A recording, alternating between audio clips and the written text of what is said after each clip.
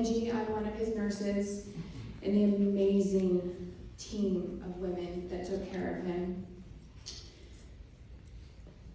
Some of us came from the hospital, others corporate nursing school, and even different states like Texas, New Hampshire, and Connecticut. I think I speak for everyone that leaving whatever job we had was the best decision of our lives. It made us family and connected forever to Jim and Dee and to each other.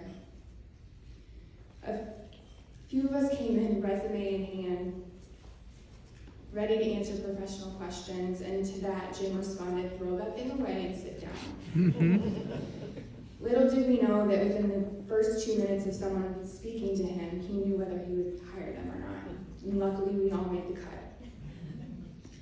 He definitely had his favorite things about each of his caregivers and nurses. First and foremost, he loved Dr. Carabine. Jim was proud to have a doctor that he trusted wholeheartedly and could call a friend. He loved Stacy's cooking and her pies. He enjoyed therapy in the pool with Joanne. Melissa and Lauren were his OG girls, and he trusted their word on everything. Lauren shaped him the best, and Linda was small and mighty. He enjoyed playlists and singing with Yasmin. Brittany was his spunky one and always challenged him. Kelsey and Laura, you guys were his comfort. He always expressed how much your touch brought so much calmness and comfort to him. Michelle, you were his sunshine, and when he was forgetful, it was Petunia. Tina was his ice cream lady. Tony brushed his teeth the best, which was a love-hate relationship. Kaylee, he said that you were one of the most kind and gentle people he had ever met, and you are the #1 hair washer.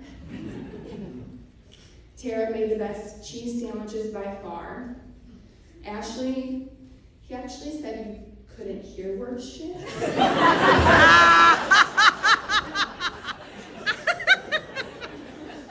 But he said you also didn't take any. Yes. And he said if he was ever in a fight, he would want you in his corner. And me, I mostly annoyed him. We liked to mess with one another. He thought I was a smartass. Excuse my language. He always told me that one of his biggest fears was when one of his nurses was pregnant, and towards the end of our pregnancy, that we would have the baby at Woodhaven.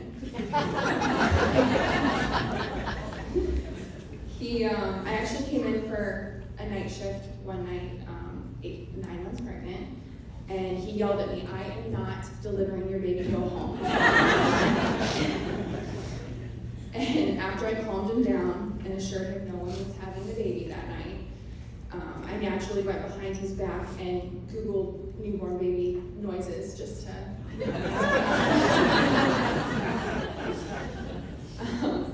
I also got him multiple pairs of socks that had different faces on them, some of them being angry and mad, and some of them being silly and happy. And I would dress him according to his mood that day, and he would look down and I would either get an enormous laugh from him or an extremely dirty look.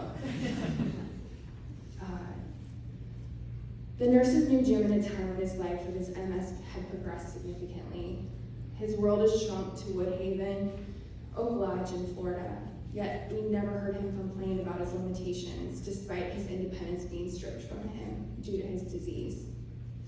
Imagine how frustrating and old it would get having someone write your emails as you dictated what you wanted to say, asking for food and drinks constantly, translating 24/7 when you weren't understood, and even adjusting his glasses and scratching an itch on his face. Yet we never heard why me. Instead, he was the most appreciative and most patient person. He made us better people by seeing him live the way he did every single day. The perspective he had on life was so eye-opening for all of us. It humbled us and made us thankful for what our bodies were capable of and how other people didn't have that luxury. The most simple of things gave him joy. watching the birds, sitting outside with his wife, listening to relaxing waterfalls in the backyard pond, feeding the deer and the birds. I've never seen such massive squirrels, by the way. The wood-haven animals are eating well. He was proud of the oak trees that he had planted that now tower over the yard. He watched the market daily and continued to trade up until the week that he passed. He looked forward to nightly shows and movies with Bee, and he would always get a second wind at bedtime and start telling stories until he couldn't open his eyes anymore. He may have been in a wheelchair, but that did not slow him down. There were so many days that I would walk in and there were no good mornings from him. It was, get your roller skates on, I have so much to get done. A lot of patients with MS would periodically take a series of steroids to help with energy levels or relapse symptoms. And let me tell you that roller skates and a jetpack would not have been fast enough to keep up with how Jim's mind worked. His mind worked at 1 million miles a minute, and he did things his own way, even if it made no sense at all. He was a stubborn one. We would sit out on the deck and chipmunks would run by, and one day he said, those damn mice.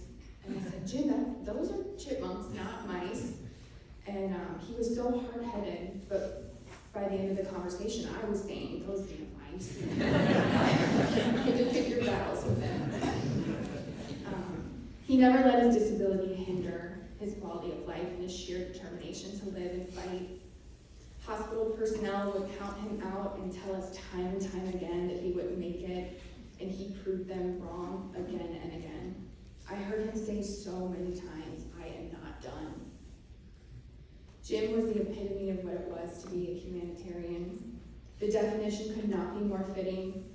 Having concern for or helping to improve the welfare and happiness of people. That he did to a degree that so many of us can't grasp. Touching the lives of hundreds and thousands of people, never passing an opportunity to help someone. He was so proud of the good that he did, yet he never wanted public recognition.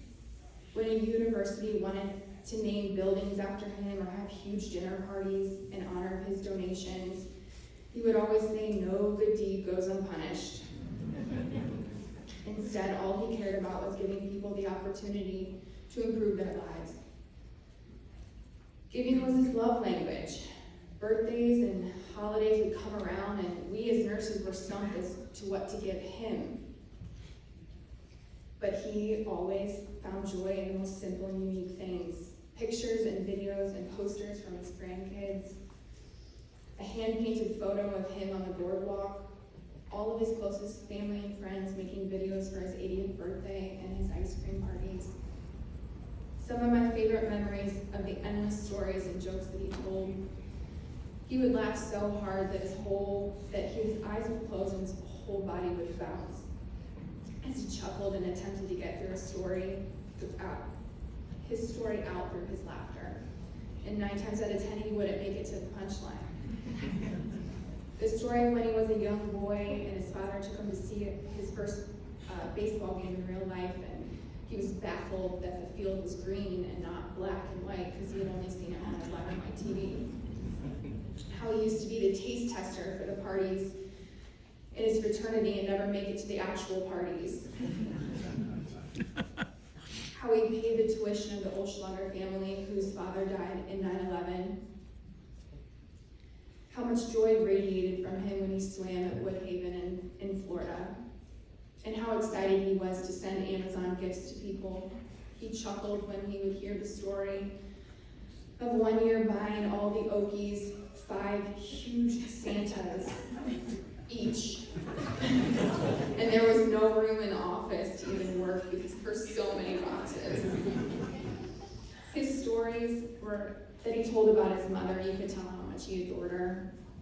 She always went to bat for him, and even when he was in the wrong. He threw paint on a little girl one time, and the school called Jerry to inform her, and she actually ended up yelling at the school for not watching Jim more closely. He told us about how he would go shopping by himself in Naples for Benita, and the employees at the store wouldn't give him a time of day because maybe the stigma of being in a wheelchair. But they quickly changed their tune as he pulled out thousands of dollars in cash.